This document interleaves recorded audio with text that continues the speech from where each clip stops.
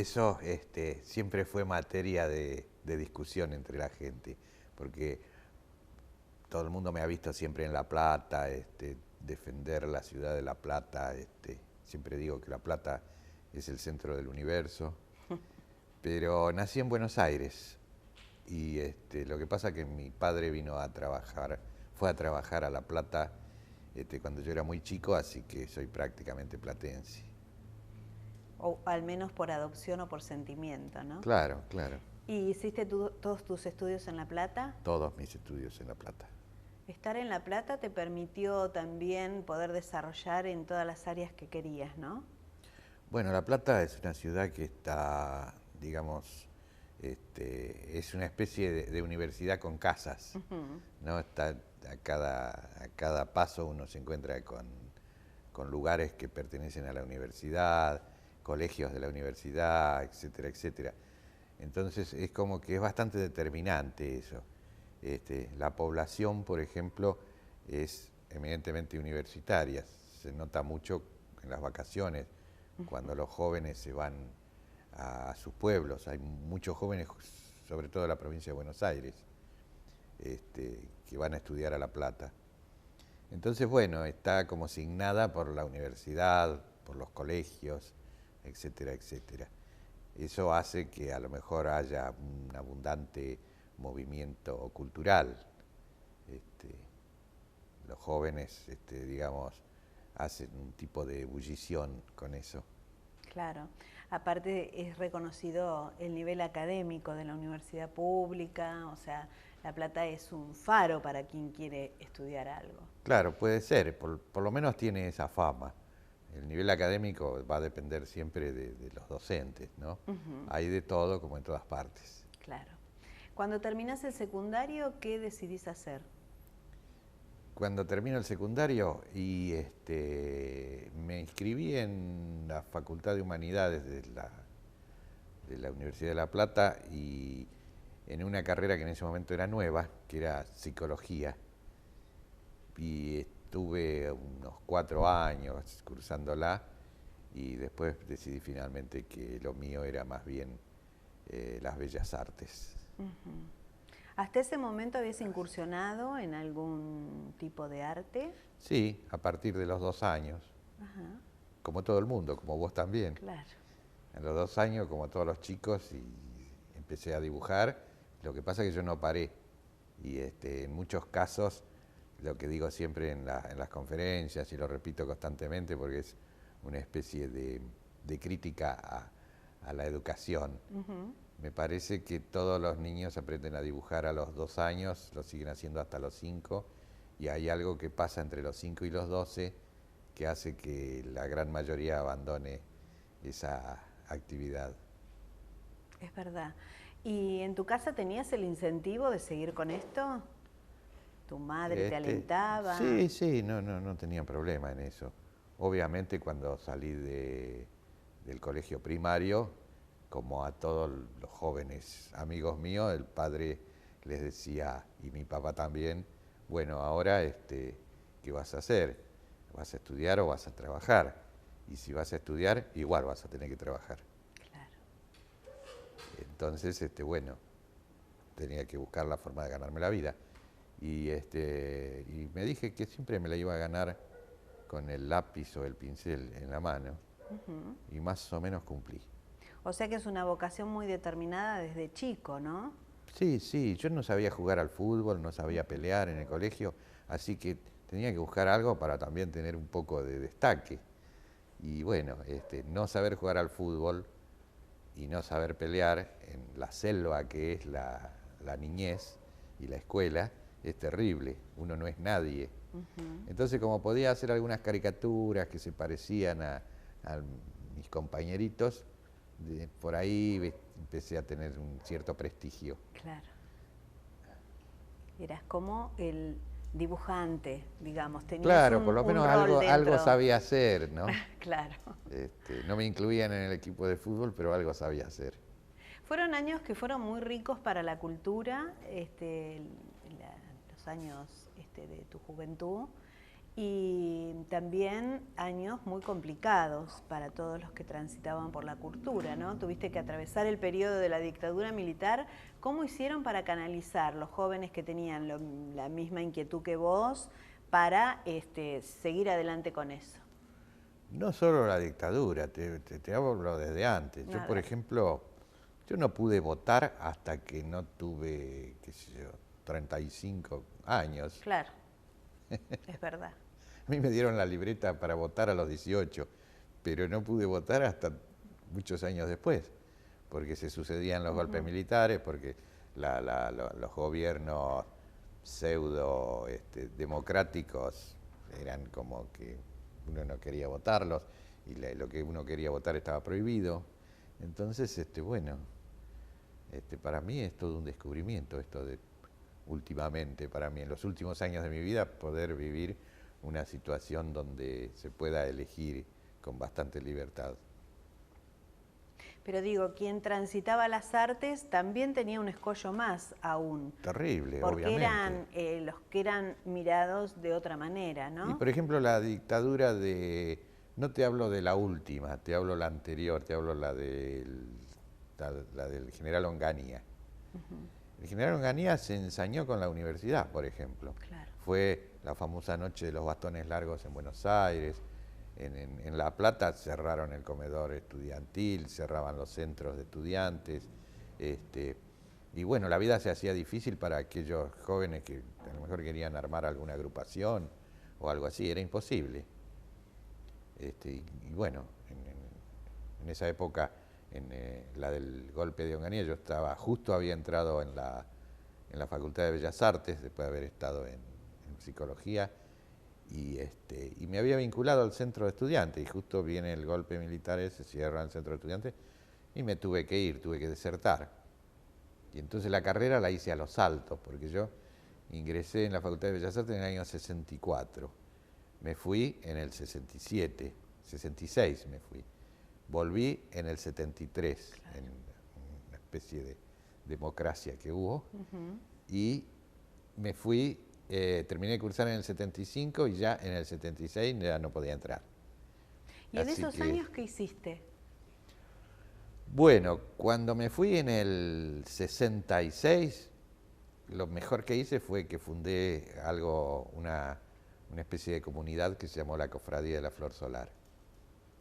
Cuando volví en el 73, cursé en unos años, terminé mis cursadas, pero mientras tanto me dedicaba a ganarme la vida como artesano. Y también trabajaba en ciertas historias de publicidad, decoración, pintaba carteles, de todo. Y en el 76, cuando ya no podía entrar a la universidad, me fui a Brasil. Y en Brasil trabajé en un estudio de diseño y ahí empecé también a hacer gráfica musical para música popular brasileña, también vinculada con el rock. Háblame de la Cofradía de la Flor Solar. Bueno, la Cofradía de la Flor Solar sería lo que hoy llamaríamos un centro cultural. Era un grupo de gente que, reunidos en una casa, trataban de hacer situaciones culturales de todo tipo, en las cuales se incluía la música. Y, digamos, entre otras cosas, fueron cultores del principio de lo que fue el rock nacional, o sea, paralelamente a lo que estaba pasando en Buenos Aires con los primeros grupos de este género, también en La Plata se les ocurrió cantar en castellano, un género de rock que le gustaba a todos, y tratar de decir algo con las letras. Claro. Y era un movimiento como paralelo, digamos, a lo que se veía en televisión, que era el Club del Clan, claro, Palito Ortega, ¿no? Claro, era una reacción contra eso. Era contra eso. Claro. Y además de la musical, ahí pasaba de todo. En realidad nosotros teníamos otras ambiciones. Queríamos hacer una universidad paralela. Como nos habían echado de la universidad, queríamos hacer otra. Claro. Y queríamos invitar a los profesores que habían sido echados de la universidad, que eran justamente los que más nos interesaban. Queríamos invitarlos a dar seminarios, a dar clases. Y en parte lo hicimos. Y en parte también habíamos fundado un comedor paralelo, porque en esas épocas el comedor era una cosa fundamental para aquellos estudiantes que venían del interior, Claro. que no tenían recursos.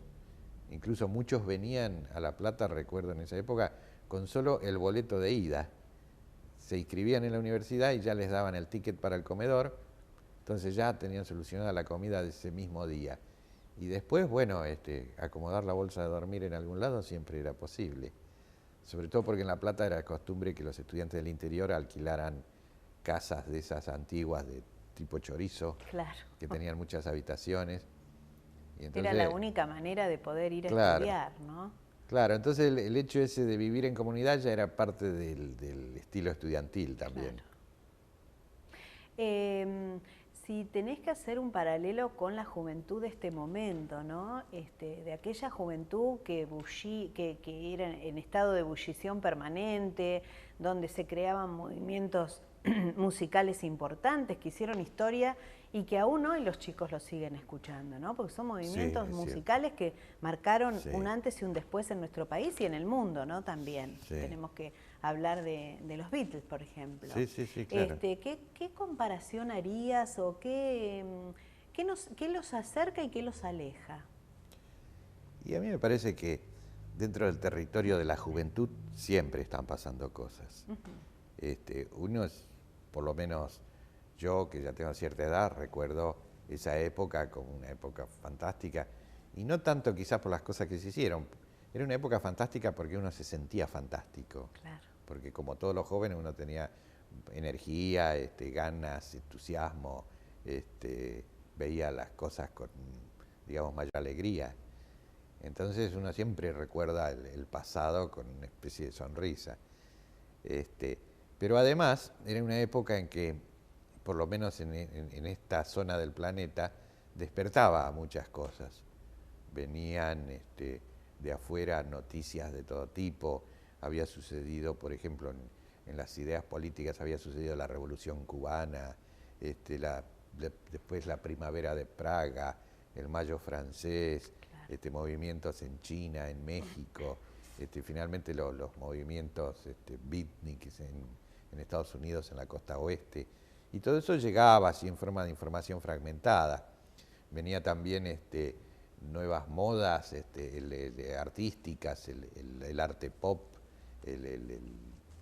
toda la geometría, la figuración, el hiperrealismo. Bueno, era todo una ensalada de cosas, de noticias.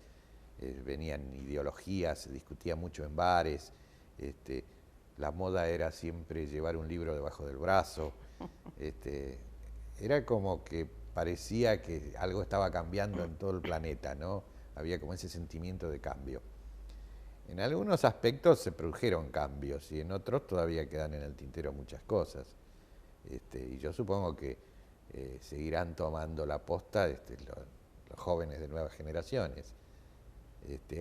Hay siempre, en todo tiempo hay lugares donde está pasando algo. Cuando uno lo mira así hacia el pasado, parecería que en esa época todo el mundo estaba en el cambio, todo el mundo estaba con la nueva música, estaban todos con una flor en la mano, pero no es cierto. No. Eran pocos los que estábamos en alguna situación de esas. Lo que pasa es que hacían mucha bulla. Claro. Es como ahora, o sea, siempre hay un porcentaje pequeño de la gente que está vinculada a la cultura, al arte, a los cambios. La gran mayoría, en esa época como ahora, estaban en divertirse, en ir a bailar. Era también como en esas publicidades de cerveza, que todos se reúnen solamente para tomar cerveza. Pero lo que pasa es que un pequeño grupito reaccionaba contra esas cosas. En ese momento intentaban vender una juventud así, alegre, despreocupada, apolítica, qué sé yo, las chicas con botas altas y los ¿cómo se llaman? Claro, los mini short, los programas de ¿cómo se llama?, de televisión que eran banales, los grupos musicales como el Club del Clan. Y entonces, en general se pretendía mostrar que eso era la juventud. Entonces, aquellos otros jóvenes que teníamos la misma edad pero estábamos en otras cosas, nos poníamos furiosos. Claro. Decíamos, no, eso no es la juventud. Hay una juventud que está preocupada por cosas, por problemas sociales, por esto, por lo otro, filosóficos, existenciales. Entonces, yo creo que algunas de las cosas que se hicieron, como el rock nacional, fue más bien una reacción contra ese modelo. Una vez que venís de Brasil, ¿cómo retomás tu vida en la Argentina? No, tenía frecuente contacto porque estuve más o menos un año en Sao Paulo y después volví algunas veces y me volví a ir. En el interín empezó a pasar esto que algunos amigos se reunían en un pequeño teatro de La Plata a hacer unas especies de ¿cómo llamarlo? Movidas, happening, algo así, que fueron el origen de lo que más tarde fueron Patricio Rey y su Redondito de Ricota. Y bueno, cada vez que se hacían alguna de esas situaciones, yo me vinculaba con todos estos que eran amigos míos y me vinculaba desde el lado de lo que yo sabía hacer, o sea, hacía a lo mejor los volantes, los carteles, las escenografías, los vestuarios. Ahí comenzás a conocer a quien después... No, ya los conocía de antes. Ya los conocías de antes. Desde mucho antes, desde casi el fin de la adolescencia. No es que los conocí después, no eran gente de La Plata que éramos amigos desde hace rato. Claro. Fueron creciendo juntos, digamos. Claro, sí, como siempre nos encontrábamos en estas cuestiones, la música, por ejemplo, que era una gran unión con respecto a lo que pensábamos de la música. Bueno, la música, las artes en general. ¿Qué lectura haces del fenómeno del Indio Solari? Yo no creo que el Indio Solari fuera un fenómeno. Yo creo que los Redondos, Patricio Rey y su Redondito de Ricota fueron un fenómeno. El resto es lo que quedó. Claro. Pero bueno, digo, esto de poder haberse movido fuera de lo que son los medios convencionales de difusión, sí. Por ejemplo, es uno de los pocos que no está atravesado por la televisión, ¿no? Como bueno, eso viene de la época de la cofradía de la Flor Solar, ese sentimiento de independencia, de hacer las cosas por otros canales. Lo que se proponía en la época del Club del Clan era que un grupo de jóvenes que quisieran hacer música popular, de ninguna manera iban a entrar en el sistema, no iban a triunfar si no tenían primero un manager, después si no tenían un productor musical, y después si no firmaban en un sello grabador, y después si no iban a televisión. O sea, había como unos cánones que había que cumplir, que estaban impuestos, no sé por quién, yo creo que por el sistema de toda la música comercial. Entonces estaba muy clara la idea de sortear y saltar por arriba de esos que llamábamos los decorados de la música o de la farándula. Entonces estaba muy claro desde el comienzo, desde que empezaron a hacer una especie de, nosotros decimos que era una deformidad en un principio y después se fue condensando en un grupo musical. Y era un colectivo artístico. Después se fue transformando como lo que es hoy un unipersonal. O sea, hizo, digamos, toda la evolución al revés. Claro. Pero estaba muy claro eso de no transar con las alternativas que el sistema imponía. Y creo que demostraron que se puede. Así es, pero tampoco fue adrede, o sea, fue una gran sorpresa que eso significara que de repente eran masivos, o que de repente llenaran ¿Cómo se logra ser masivo estadio cuando no se están los medios de comunicación masivos? Nosotros también nos preguntamos, porque aquellos que participamos del fenómeno nos sorprendió más que al resto de la gente, porque era una cosa que se hacía absolutamente sin el objetivo de lograr éxito, fama, fortuna, para nada. Era una cosa que lo hacían ya gente más grande, más adulta, no eran un grupo de chicos veinteañeros que aspiraban al triunfo. Eran gente más grande que hacía eso porque quería hacer una especie de resistencia estética contra, digamos, las ordalías que había en ese momento en el sistema político y social de la Argentina. Era una resistencia preservando el estado de ánimo en una época negra, sórdida, que bueno, conocemos todos. Pero lo lograron sostener en el tiempo. Claro. Eso es un fenómeno. Sí, eso es quizás una en un mundo capitalista. Tenacidad, paciencia, aguante, como dirían los chicos. Pero bueno, finalmente pasó eso. Impensado, totalmente impensado. Impensado. Como se dio como en forma natural, digamos. Sí, sí. ¿Cómo nace Rocambole? ¿Quién es? ¿Por qué? Yo siempre fui un amante de la historieta desde niño.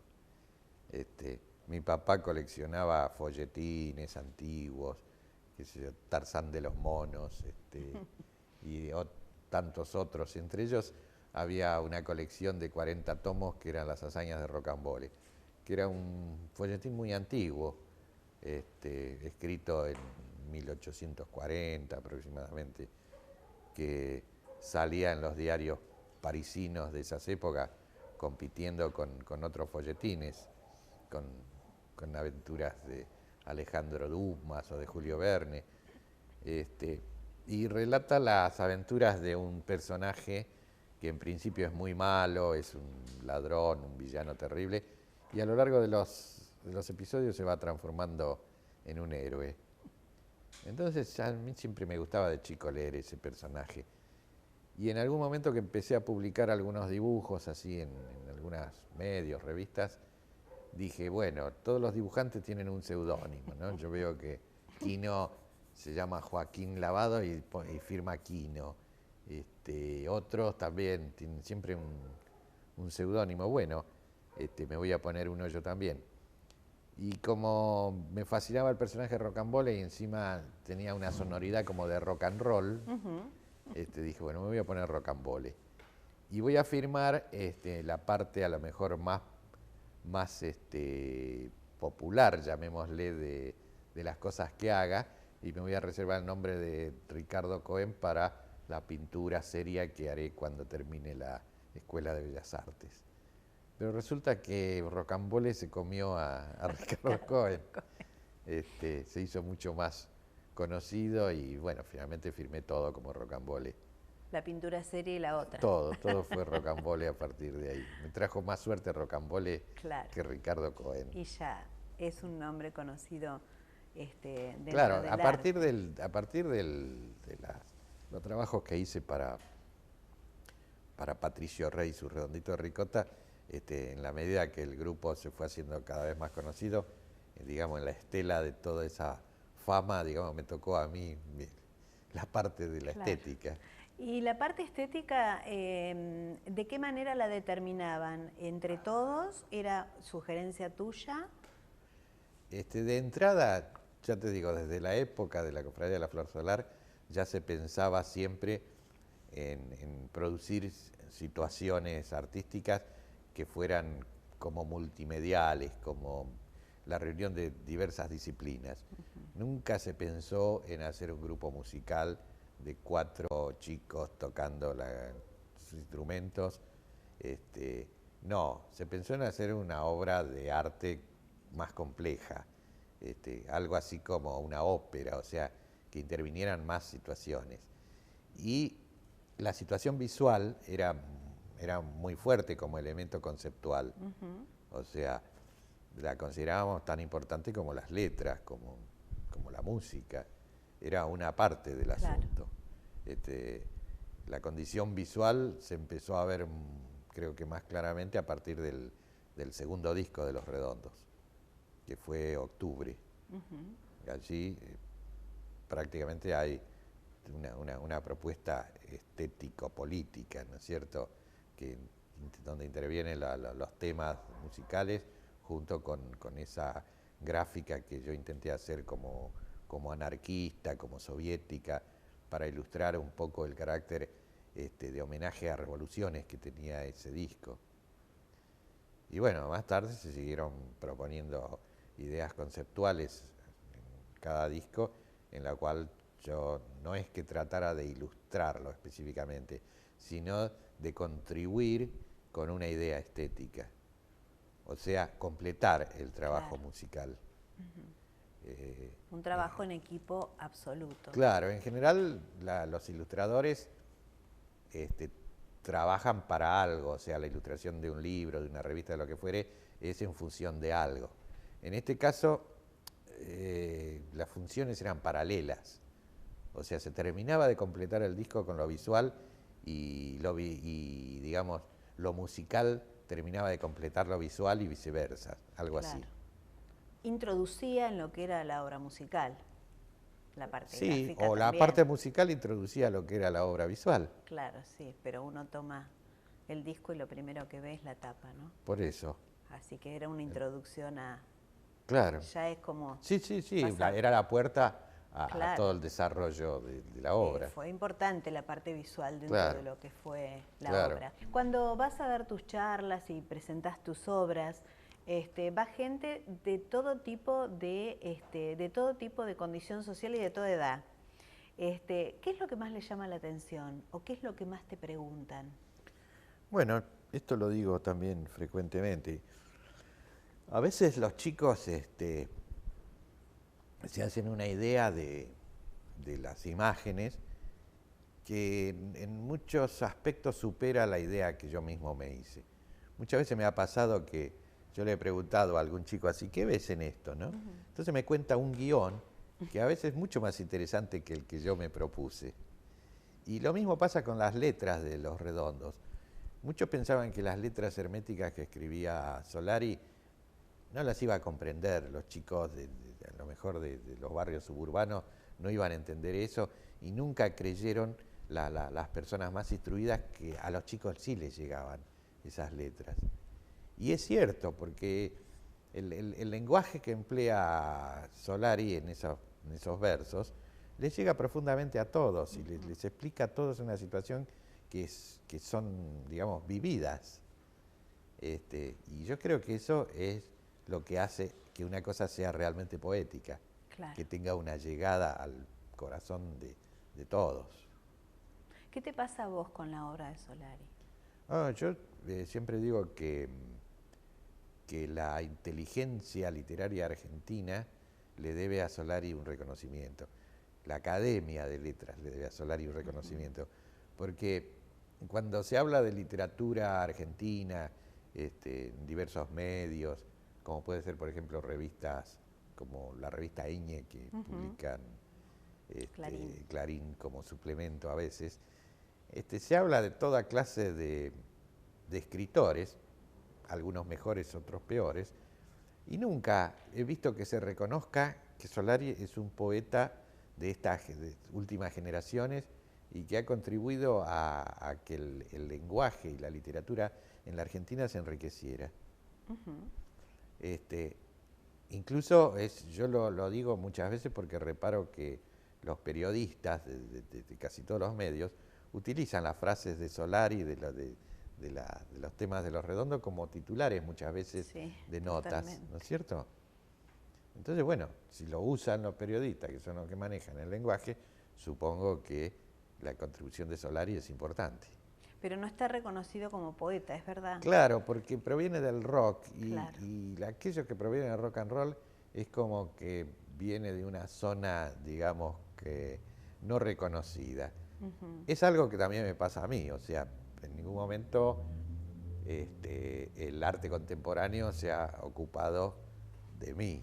Y bueno, tampoco yo me ocupé del arte contemporáneo en el sentido de participación en los circuitos donde se mueve el arte contemporáneo. Sí, he expuesto en muchos lugares así, oficiales y todo eso, pero no digamos, donde realmente están esos circuitos. Y tampoco veo que haya así un registro de lo que yo hago en esos circuitos. Ricardo Cohen, ¿con qué sueña hoy? ¿Con qué sueño? si yo pudiera aquietar el gran escarabajo que tengo en la cabeza, sería más feliz. No, y sueño de todo. Mis sueños son pesadillas.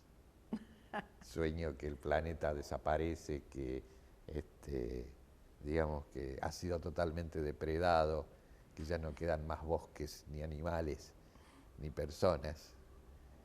Un mundo donde saltan y reptan unos pocos mutantes.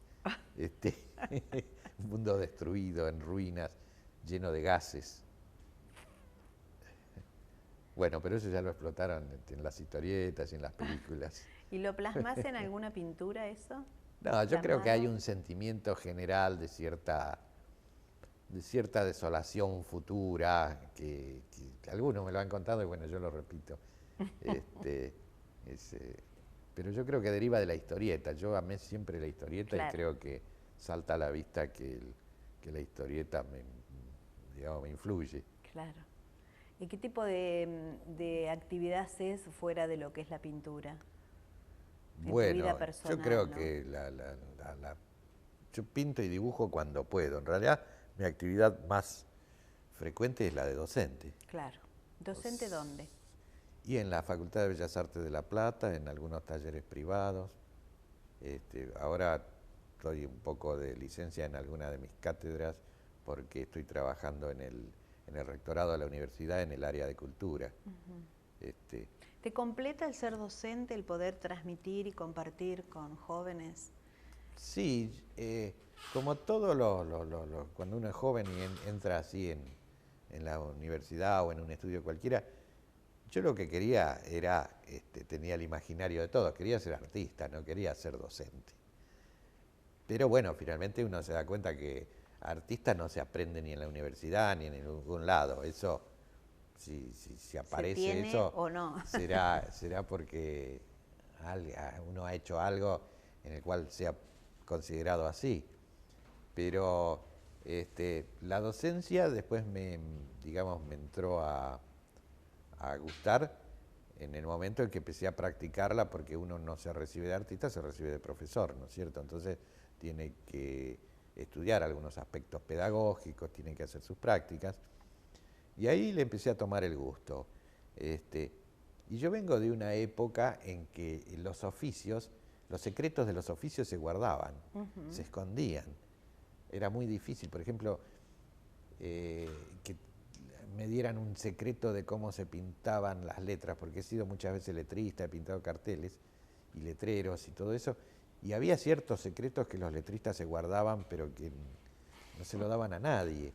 Entonces, en esas épocas yo pensaba, el día que yo sepa tal cosa, ese conocimiento lo voy a regalar, ¿no? Lo hacía como reacción. Y bueno, la posibilidad de la docencia me permitió justamente eso, transmitir conocimiento. Y que cuando empecé a tomarle el gusto, viendo que a alguien ese conocimiento le podía servir, lo aprovechaba o incluso lo agradecía. Y ahí realmente me gustó mucho la idea. Y bueno, todavía lo sigo practicando. ¿Y trabajar en cultura qué significa? Gestionar cultura, producir lugares para que jóvenes emergentes puedan realizar sus presentaciones, ayudarlos en muchos sentidos, organizar eventos, bueno, la mayoría de las actividades de los gestores culturales. Ricardo, si tuvieras que elegir una de las tapas que hiciste de Los Redondos, ¿cuál elegirías? ¿Cuál es tu favorita? Viste que siempre cuando le preguntás a alguien qué es lo que más le gustó, te dice, y lo último que hice, porque uno siempre piensa que lo último que hizo lleva la carga de todo lo aprendido y que uno ha tratado de ir mejorando. De todas maneras, algunos trabajos, digamos, son los que a lo mejor a uno le dieron más satisfacción que otros. Pero en lo personal, digo, ¿no? ¿Cuál decís, esta es mi favorita? Y yo podría hablar del último Bondi a Finisterre porque le puse, digamos, mucho trabajo a eso. Pero también tengo que decir que la etapa que más satisfacciones le dio a todos, incluso a los músicos, fue la segunda de Los Redondos, Octubre, porque es la que, por lo menos en las imágenes, los chicos más la han reproducido. Todavía esas imágenes andan dando vuelta por las paredes, por las remeras. Y por los grafitis. Sí. Ricardo, fue un placer conocerte y bueno, un placer esta charla, así que espero te hayas sentido a gusto y muchísimas gracias por tu tiempo. Bueno, igualmente para mí, muchas gracias por la nota y bueno, espero que salga bien y le guste a la gente. Bueno. Seguro que sí, porque es conocer un artista argentino. Bueno, muchas gracias, muchas gracias.